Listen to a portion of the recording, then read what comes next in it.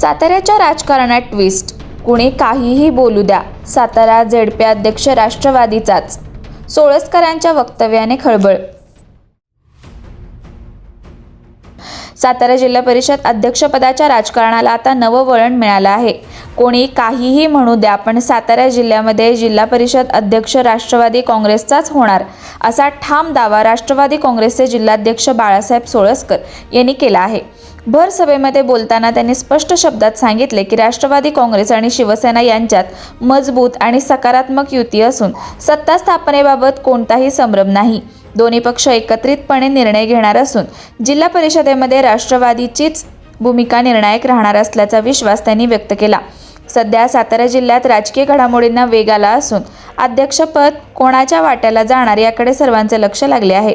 मात्र राष्ट्रवादीकडून आता स्पष्ट भूमिका मांडण्यात आल्याने राजकीय चर्चांना आणखी उधाण आले आहे।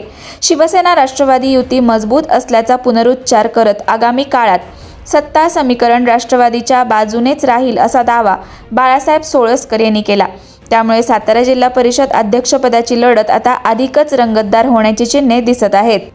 असं म्हणता येणार नाही पुन्हा एकदा राष्ट्रवादीच्या तालुक्यात हा कोरेगाव तालुका राष्ट्रवादीच्या ताब्यात आलो। आज 20 राष्ट्रवादीचे जिल्हा परिषदचे सदस्य आहेत आणि 2 राष्ट्रवादीच्या पाठिंब्यावरचे सदस्य आहेत। हे 22 सदस्य आज एकत्रितपणाने आहेत।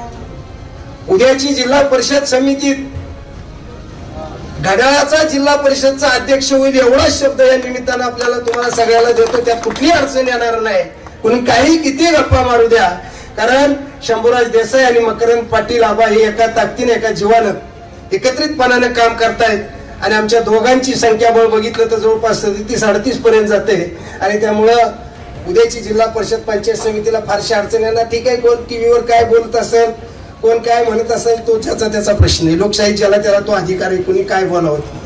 परंतु जी वस्तुस्थिती आहे ज्याच्या बरोबर मी सातत्याने त्या गोष्टीच्या चर्चेत आहे, त्याच्यावरून आपल्याला मी निश्चितपणाने ह्या गोष्टी घडतील म्हणून सांगतो।